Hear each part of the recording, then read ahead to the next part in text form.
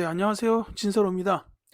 2026 수능대비 한국사 3등급 맞춤형 개념 강의. 오늘은 그 일곱 번째 시간으로 1890년대 개항기에 대해서 함께 공부해 보도록 하겠습니다. 자, 먼저 동학농민운동입니다. 이 운동은 그 근대적 민중운동이라는 굉장히 큰 역사적 의의를 갖고 있고, 시험에서도 거의 한 문제가 출제될 정도로 중요한 부분이라는 걸 먼저 말씀드릴게요. 자, 배경은 일본의 경제 침탈, 뭐 다른 나라들도 많이 경제 침탈했지만 특히 일본이 심했죠. 그리고 또 한 가지는 이제 교조 신원 운동이라는 거예요. 자, 요 동학은 이제 최재우 선생께서 창시하신 민족 종교입니다. 이제 그 전에 서학, 그러니까 천주교, 요것도 이제 들어오고 있었고, 그 다음에 이제 최재우 선생은 뭐 남학이라고 이제 생각했던 불교나 북학이라고 불렸던 유교, 성리학이죠. 이제 이런 것들이 이 시대에 한계가 있다라고 생각을 하고, 우리 민족의 혼을 담은 이제 종교가 있어야 된다라고 생각을 하셨던 것 같아요. 그래서 이 최재호 선생은 동학을 창시하셨고 이제 신자도 빠른 시간에 늘어나게 됩니다. 근데 이제 이 최재호 선생은 흥선 대원군 집권 시기에 그 혹세 무민의 죄로 처형을 당하셨어요. 그러니까 이 동학의 신자들, 즉 교도들은 이 교조의 명예를 회복하는 게 굉장히 중요한 문제였던 것 같아요. 그래서 이 교조 신원운동을 전개했습니다. 뭐 여러 지역에서 집회도 벌이고 막 그랬는데 이제 대표적으로 보은 집회, 이거 그냥 참고만 하세요. 충청북도 보은 지방에서 그 교조 최재호 선생의 명예를 회복해 달라라는 요 신원 운동을 위한 집회를 벌이기도 했었다라는 거. 요게 이제 동학 농민 운동의 배경입니다. 자, 이 전개 과정을 살펴볼게요. 중요합니다. 맨 처음에 이제 고부 봉기가 있었어요. 이 고부는 전라북도 정읍이에요. 자, 여기서 그 당시에 고부 군수였던 조병갑이 이제 굉장히 비리와 수탈이 심했어요.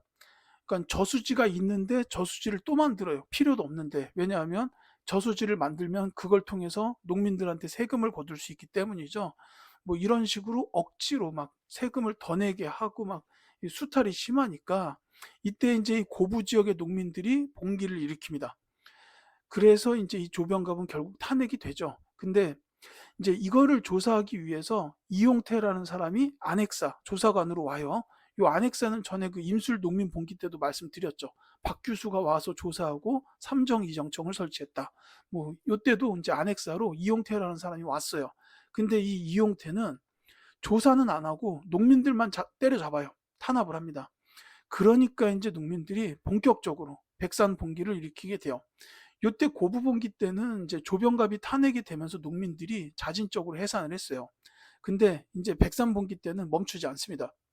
이때는 이제 그 동학 농민 그 신도였던 전봉준 장군이 주도를 해서 조직적인 봉기를 일으키게 되고 보국 안민, 제폭구민이라는 요 두 가지 기치를 내세우게 돼요. 자, 전봉준 장군의 이름 매우 중요하고요. 자, 보국안민이란 나라를 보호하고 백성들을 편안하게 한다. 그 다음에 제폭구민은 이제 폭정을 제압하고 백성들을 구한다. 이런 뜻이라고 보면 되겠습니다. 자, 멈추지 않았다라고 말씀을 드렸죠. 이 농민군들은 결국 진압하러 왔던 관군들하고 전투를 벌이게 되는데 그 전투가 황토현 전투 그리고 황룡촌 전투입니다. 근데 이 전투에서 농민군이 승리를 해요. 관군이 승리한 게 아니에요. 농민군이 승리를 합니다. 아니 사실 이 농민군들은 농부잖아요. 농사만 짓던 사람들인데 뭐 제대로 된 무기도 없고 한데 이 조직적으로 훈련까지 받았던 관군들을 이긴 거예요. 물론 숫자의 차이가 어느 정도 있었지만 이거 생각해 보면 이 당시에 관군들이 참 얼마나 허접했나라는 그런 생각도 좀 들죠. 어쨌든 이 전투들을 모두 승리를 하고 전주성을 점령하게 됩니다. 자, 전라도가 왜 전라도냐? 전주와 나주를 합쳐서 전라도예요. 그러니까 이 전주는 전라도에서 굉장히 중요한 곳인데 여기를 농민들이 점령을 했다라는 겁니다. 자, 일이 이렇게 되니까 이제 정부가 어떻게 나올까요? 자기네 관군마저 무너졌어요. 이제 해야 될 일이 뭐예요? 자, 지난 시간에 말씀드렸죠. 갑신정변, 그 전에 이모군란, 그리고 갑신정변 이렇게 말씀드렸는데 이때 정부는 또 청나라에다가 SOS 부디 군대를 보내시어 저 동학 농민군들을 진압해 주세요. 이랬다는 겁니다. 청해 군사개입 요청. 자, 그런데 이때 이제 어떤 일이 있었냐면 이것도 지난 시간에 말씀드렸죠. 텐진 조약이라고 기억하십니까? 이 텐진 조약은 청나라하고 일본이 맺은 조약이에요. 갑신정변 때 청나라랑 일본이 경복궁 쪽에서 교전을 벌였다 이거죠. 그래서 이제 두 나라의 군대가 모두 철수를 하자라고 약속을 한 게 텐진 조약이었죠. 다만 이때 달았던 단서 조항이 둘 중에 어느 한 나라가 조선 땅에 들어오게 되면 다른 나라한테 먼저 통보를 해라. 뭐 이런 내용이 있었다는 겁니다. 그러니까 이제 조선 정부가 청나라에다가 군사 개입을 요청했고 청나라는 오케이를 한 다음에 일본에다가 연락을 한 거죠. 자, 우리가 이러이러해서 조선의 군대가 들어가게 됐다. 그래서 너희한테 말하는 거다라고 이제 통보를 합니다. 그러니까 일본이 이제 그 통보를 받고 나서 일본도 군대가 들어와요. 뭐 청나라 군대도 당연히 들어왔고 일본군까지 들어온 겁니다. 그러니까 이제 그제서야 정부가 아뿔싸 하고서 저 두 나라 또 같이 들어왔으니 또 싸우는 거 아니야? 라고 위기의식을 느끼고 그때서야 부랴부랴 농민들하고 이제 화합적인 약속이죠. 화합의 약속을 체결했다라는 겁니다. 이제 이게 이제 전주화약이에요. 그러니까 이제 먼저 이렇게 좀 얘기를 들어봐야 되는데 뭐 청나라에다가 군사개입 요청 먼저 하고 참 어쨌든 그래도 정부랑 농민들이 이때 전주에서 화약을 체결했어요.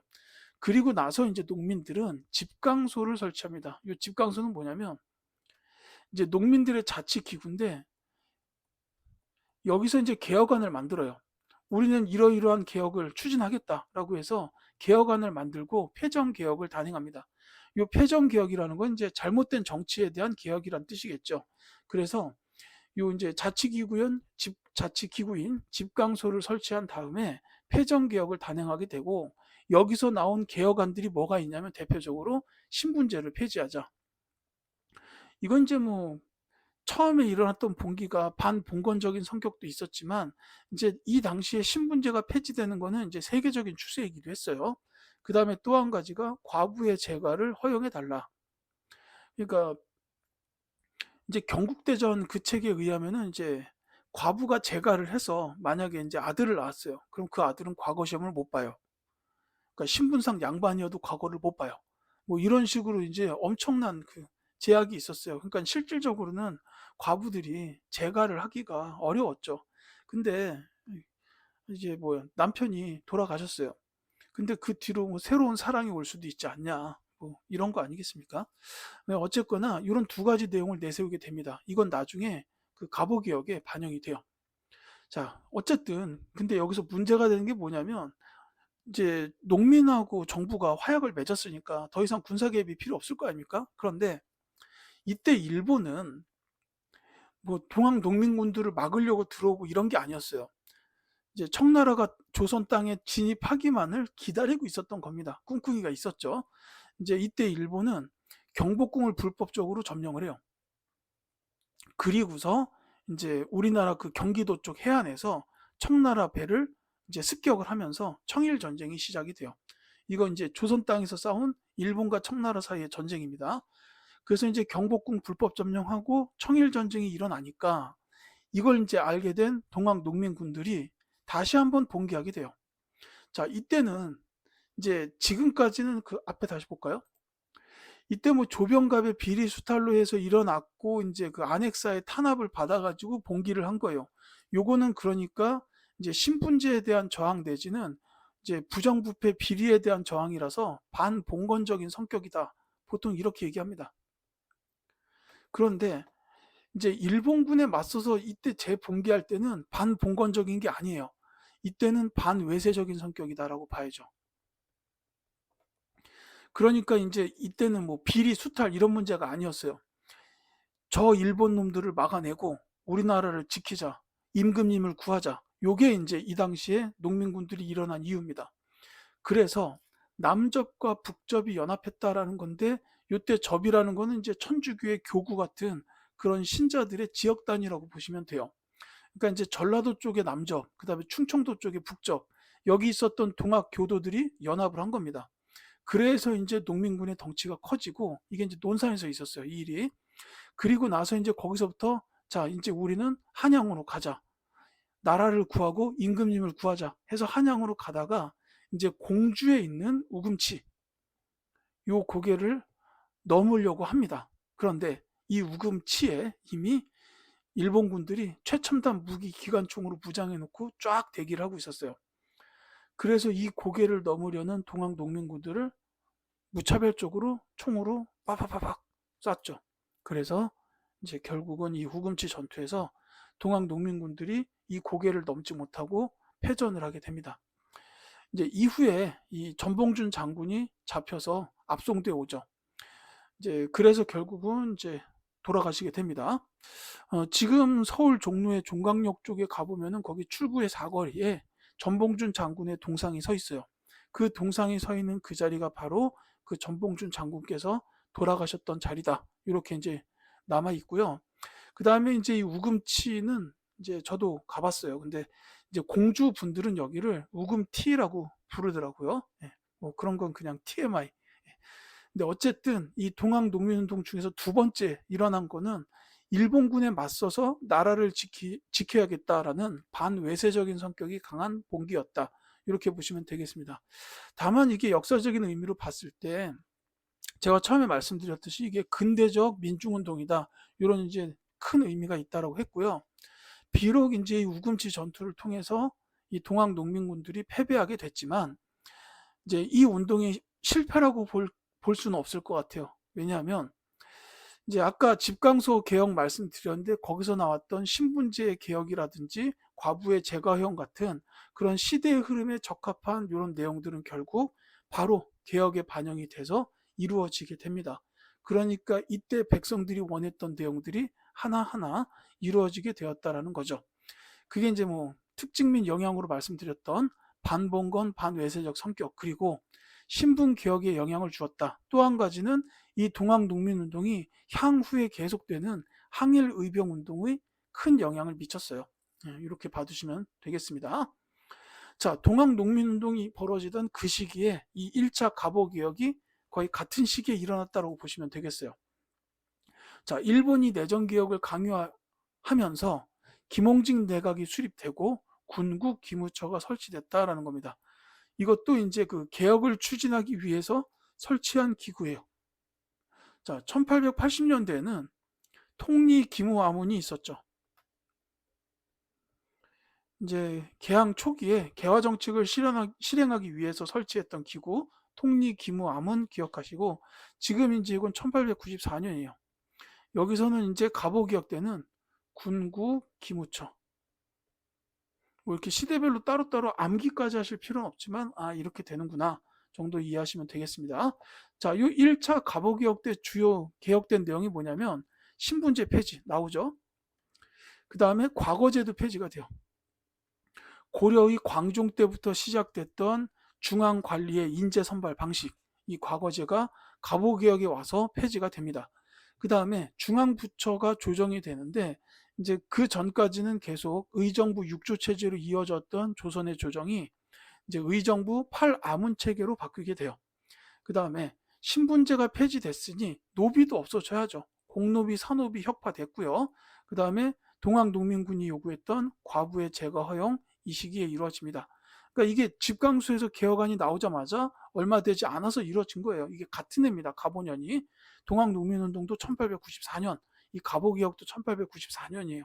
이렇게 이제 됐다라는 거고, 이제 요 시기에 청일전쟁은 계속 진행이 되고 있었어요. 근데 일본이 승기를 잡아가고 있던 때에 한 번 더 개혁을 하게 된 게 2차 갑오개혁입니다. 역시 같은 해예요. 자, 이때는 이제 김홍집, 박영효 연립내각이 수립되던 때입니다. 자, 요 내용 중에서는 이제 일단 홍범 14조, 요건 이제 고종이 이 내용을 정리해서 먼저 종묘 가가지고 조상님들한테 인사하고 이거를 이제 말씀을 드려요. 역대 왕들이시여 제가 이렇게 개혁을 하려고 합니다. 라고 해서 홍범 14조를 반포하게 되고, 그 다음에 이제 중요한 내용이 먼저 나오죠. 교육입국 조서. 이 교육입국 조서는 근대적 교육학제, 학제. 그러니까 이제 그 전까지 우리나라는 뭐 이렇게 서당에서부터 공부를 시작해서 서원, 내지는 이제 뭐 좀 더 열심히 공부해서 잘하는 학생들은 성균관 뭐 이렇게 이제 가게 됐는데, 이제 요때는 근대적 교육학제로 이제 뭐 소학교, 중학교, 고등학교 뭐 이런 식으로 이제 학제가 만들어지게 됐다라는 거예요. 자, 그래서 이제 학제를 바꾸게 되다 보니까 아무래도 이제 학교가 세워져야 되고, 그러면 그 학교에서 학생들을 가르칠 선생님들도 있어야 되잖아요. 그래서 먼저 선생님들부터 만들자 해가지고 한성사범학교가 먼저 설립됩니다.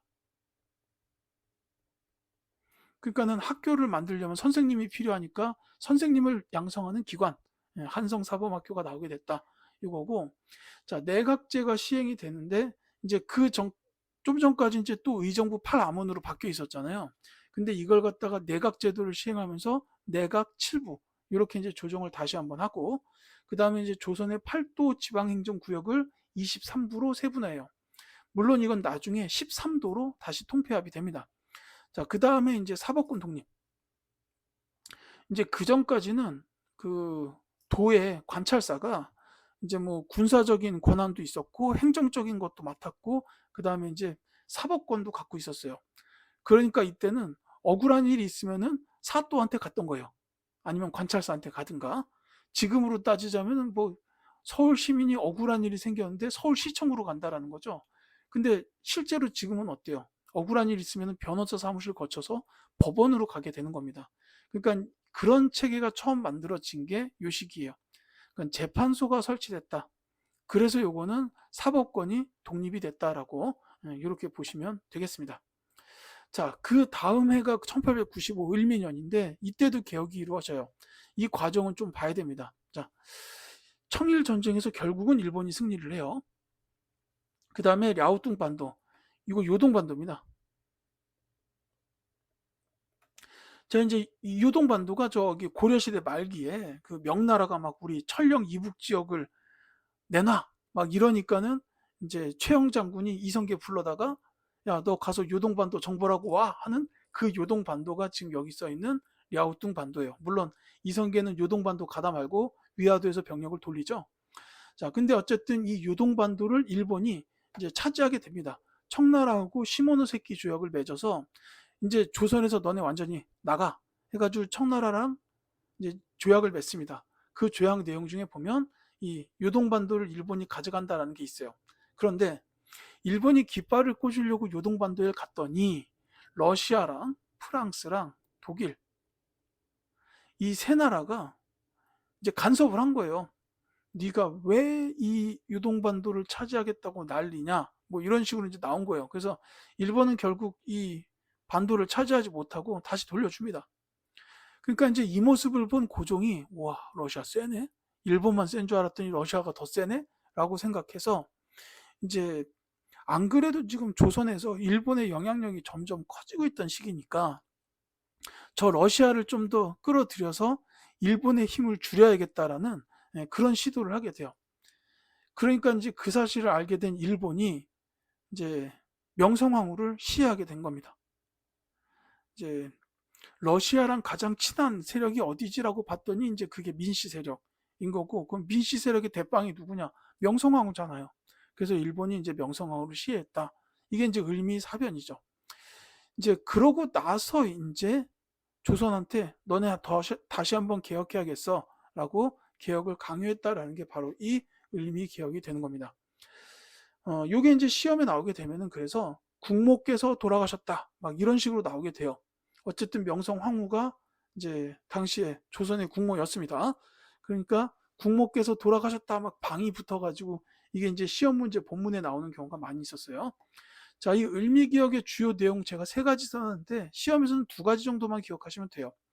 일단 단발령이 제일 중요합니다. 머리 잘라라. 이 당시에는 양반 출신 뭐 분들 뭐 이런 사람들 머리 안 잘랐죠. 그러니까 부모님한테 물려받은 거를 어떻게 함부로 자를 수가 있냐 해가지고 머리 안 잘랐어요. 그러니까 머리 자르라는 명령 때문에 막 자살하셨던 분도 나올 정도로 이게 좀 사회적인 파장이 컸어요. 그래서 이제 요 단발령에 반대한 사람들이 많았어요. 그래서 그 양반 유생 출신들을 중심으로 해서 의병이 일어나게 되는데 그게 을미의병이요. 뒤에서 한 번 더 얘기할 기회가 있을 겁니다. 이 을미의변까지 일어나게 됩니다. 근데 이제 나중에 고종이 알았다. 단발령은 철회할 테니까 너희 의병들도 이제 그만 해산해라 라고 해서 해산하게 됩니다. 또 한 가지 이제 태양력을 사용했어요. 그 전까지는 음력을 썼죠. 근데 이때부터 이제 태양력을 공식적으로 사용하게 됐다라는 겁니다. 그리고 이 종두법은 뭐냐면은 예방접종, 그러니까 천연두 질병에 대한 예방접종법이라고 보시면 되겠어요.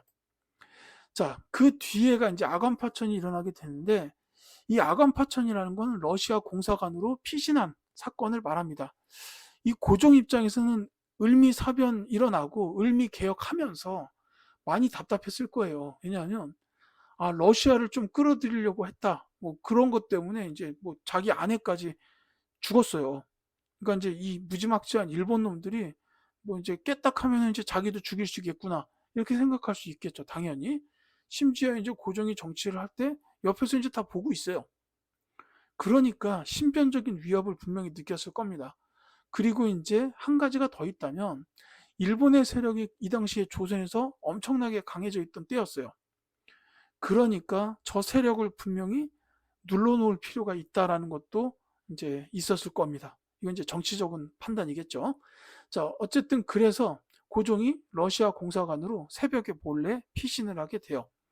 이제 그 궁녀의 가마를 타고 은밀하게 나갑니다. 그 전에 이제 궁녀들의 가마를 실제로 여러 번 왔다 갔다 하면서 이렇게 주위의 눈을 속이고 이제 일본 사람들을 조금 이제 방심하게 만들어 놓은 뒤에 이제 궁녀의 가마로 러시아 공사관으로 간 거죠. 자, 지금도 서울 종로 쪽에 가보시면 뭐 경복궁 주변, 창덕궁 주변에 이제 그 이때 조선의 여러 가지 것들이 남아 있어요. 근데 특히나 이 아관파천 때 고종이 가마를 타고 갔던 그 긴박한 길, 그 길이 지금 관광지로 만들어져 있습니다. 근데 그 길이 굉장히 예뻐요. 고종은 긴박했겠지만 이 길이 굉장히 예쁩니다. 가서 한번 보시면은 좋을 거예요. 데이트 코스로도 좋아요. 자, 어쨌거나 그래서 이렇게 고종이 갑자기 러시아 공사관으로 피신을 하게 되고, 그러니까 일본 입장에서는 하고 놀랐겠죠. 그래서 이 영향이 일본의 영향력이 감소하게 됩니다. 이게 이제 고종이 노렸던 정치적인 효과일 거예요. 일본의 영향력이 감소를 했고, 그 다음에 러시아랑 일본의 대립 관계가 조금 더 심화가 되죠. 물론 이거는 당시 조선 입장에서는 조선 땅 안에서는 러시아와 일본이 세력 균형을 이루었다라고 볼 수도 있어요. 다만 이제 국제적인 관계로 봤을 때 러시아와 일본의 관계가 안 좋아진 건 맞고, 그게 이제 훗날 러일 전쟁의 원인이 되기도 합니다. 자, 그리고 이렇게 고종이 러시아 공사관으로 가 있던 시기에 우리나라 최초의 시민단체인 독립협회가 이제 세워지게 돼요. 최초의 시민단체라고 보면 되겠고, 이 만민공동회가 최초의 집회라고 생각하시면 됩니다. 자, 그래서 이때 이제 독립협회 활동을 보면 일단 만민공동회 요 집회를 열어서 여기서 그 여러 나라의 내정 간섭, 그 다음에 이권 침탈을 규탄해요. 저 나라들이 우리나라의 뭐를 가져가려고 합니다. 이래서야 되겠습니까? 안 됩니다, 안 됩니다, 안 됩니다. 이런 집회를 열어가지고 규탄을 한 거예요. 그리고 나서 굉장히 크게 중요한 내용, 러시아의 저령도 조차 요구를 저지하게 되었다라는 거예요.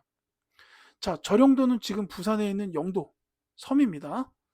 자, 뭐 이 당시엔 섬이었어요. 그 다음에 조차라는 말은 빌려달라는 뜻이에요. 그러니까 러시아가 이제 우리 조선한테 야, 너희 부산 밑에 저령도라는 섬이 있는데 그거 우리한테 좀 빌려줘 라고 한 거예요. 왜냐하면 러시아는 이제 배를 이용해서 전 세계 각지로 나가야 되는데 그러다 보면 중간에 연료를 이제 리필해야 되는 곳이 필요해요. 그런 이제 연료의 저장 창고 개념으로 부산의 영도를 빌려달라고 한 겁니다. 그러니까 이제 만민공동회에서 집회를 열어가지고 시민들한테 이래서야 되겠습니까? 안 됩니다, 안 됩니다 해가지고 결국은 이 러시아의 요구를 저지시켜 버려요. 자, 근데 이게 왜 중요하냐면 그 전까지 조선 정부는 이제 다른 나라가 뭐 해달라 요구하면은 다 해줬어요. 근데 이거는 저지했다라는 게 엄청난 의미가 있는 겁니다. 그러니까 이게 이만큼 시민들에게는 힘이 있었다라는 거예요. 지금 우리도 이제 시민들의 힘이 굉장히 큰 그런 나라에 살고 있지만 이제 이 당시에도 시민들의 힘을 발휘했던 이제 최초의 사례 정도로 볼 수도 있어요. 러시아의 저령도 조차 요구를 저지시켰습니다. 매우 중요하고 시험에도 잘 나와요. 자, 그 다음에 이제 자유민권운동. 이건 이제 근대적인 인권보장이라고 생각하시면 됩니다. 신체 자유권 및 재산권하고 언론, 출판, 집회, 결사의 자유, 이런 걸 요구했다는 거죠.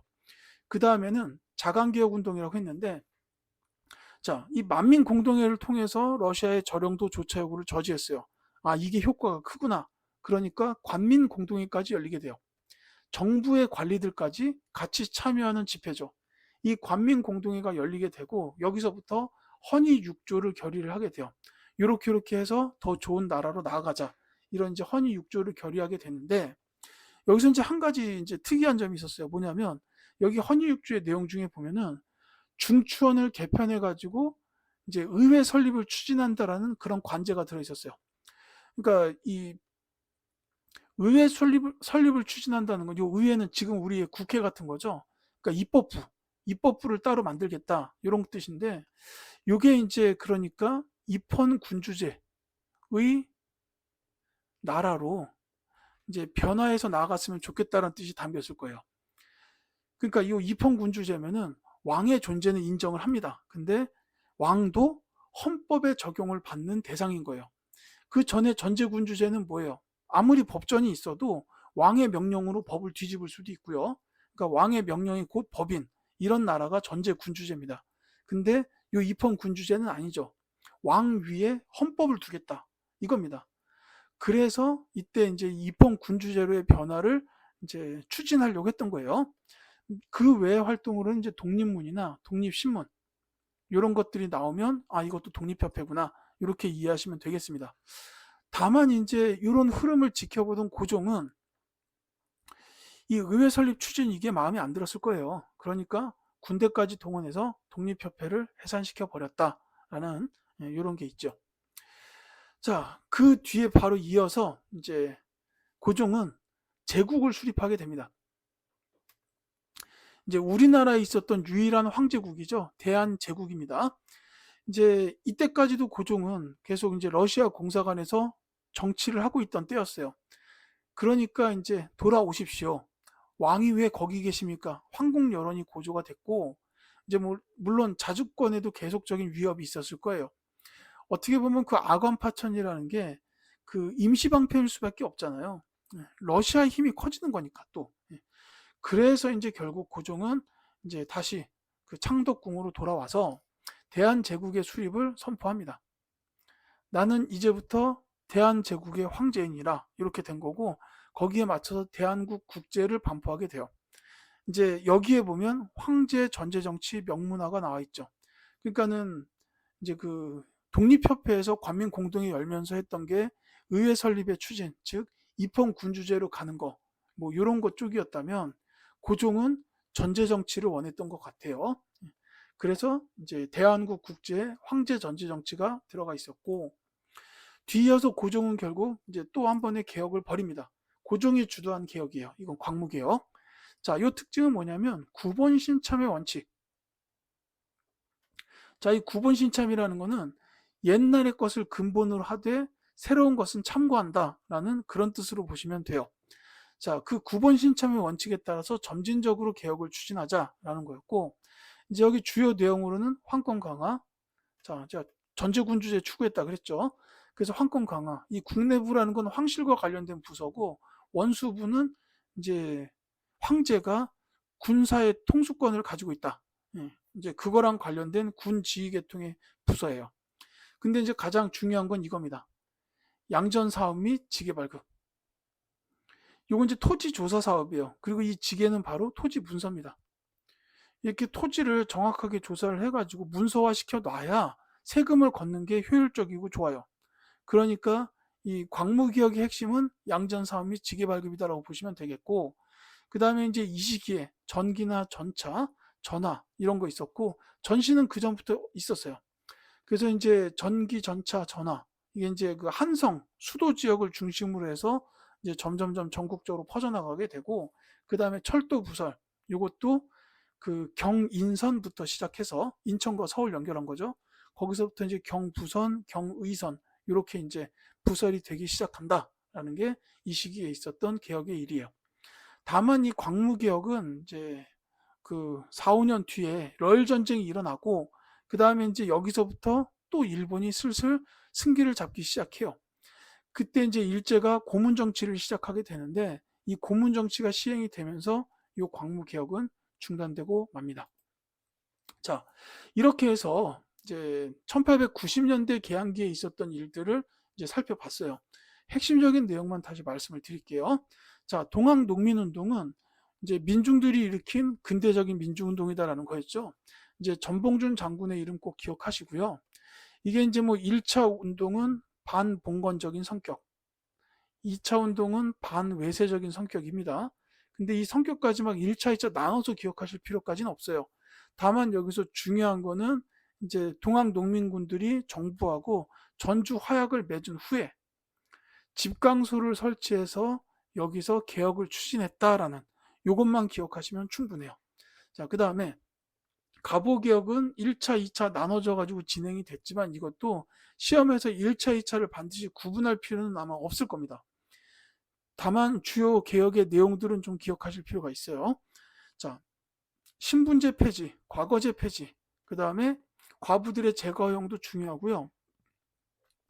그리고 이제 홍범 14조를 반포했다거나 교육 입국조서 반포, 요거 이제 한성 사범학교 설립과 이제 이어지게 되죠. 한성 사범학교. 그리고 이제 재판소 설치. 요건 이제 사법권 독립이다. 이렇게 이해하시면 되겠죠. 자, 그 다음에 을미개혁. 요거는 이제 을미사변 이후에 일본에 의해서 시행이 된 개혁이다라고 기억하시면 되겠고, 내용은 두 가지로 단발령과 태양령. 요 두 가지만 기억하시면 돼요. 그 다음에 이제 독립협회는 이제 이 갑오개혁, 을미개혁만큼 이제 시험에서 자주 출제되는 편이에요. 이제 러시아의 저령도 조차 요구를 저지했다. 요거 이제 만민공동회에서 이렇게 이제 한 거죠. 만민공동회에서. 그러니까 이제 만민공동회라는 단어까지 외우고 막 이럴 필요는 없지만 이 단어 보면 독립협회 이렇게는 아셔야 돼요. 그래서 이 러시아의 저령도 조차 요구를 저지시켰다. 이제 매우 중요한 움직임이었고 그 다음에 이제 이 헌의 6조를 결의했는데 특히나 이 중에서 그 의회 설립을 추진했다라는 거. 요거는 좀 어려운 문제로 나오면은 이제 3점짜리가 될 수도 있어요. 그러니까 이제 독립협회의 경우에는 뭐 러시아의 저령도 조차 요구 저지나 헌의 6조 의회 설립을 추진했다. 요 정도인데 이제 그 외에 독립문, 독립신문 이런 단어가 나와도 이거 독립협회지. 이렇게 알아두셨으면 좋겠어요. 자, 대한제국이 수립될 때는 대한국 국제를 반포했다라고 했죠. 여기서 다시 말씀드리지만 황제, 전제정치. 대한제국은 황제의 나라다. 전제정치를 명문한 거고, 그 다음에 이제 고종이 주도해서 이제 시행했던 광무개혁. 요 광무개혁은 9번 신참의 원칙에 따라서 점진적으로 추진이 된 개혁이고, 중요한 내용으로는 양전사업과 지계발급, 이런 게 있다라는 걸 꼭 기억해 두십시오. 자, 이 시기의 문제가 여기서만 이제 진짜 많이 나오면 3개, 안 그래도 2개 정도는 나올 가능성이 높아요. 제가 이제 마지막 페이지 말씀드렸던 핵심적인 내용을 다시 한번 꼭 복습해 주시기 바랍니다. 자, 제가 오늘 수업에서 준비한 내용은 여기까지예요. 자, 다음 시간에는 일제가 이제 슬슬 우리나라를 식민지로 만들기 위한 움직임이 이루어지게 될 겁니다. 다음 시간에 찾아뵙도록 할게요.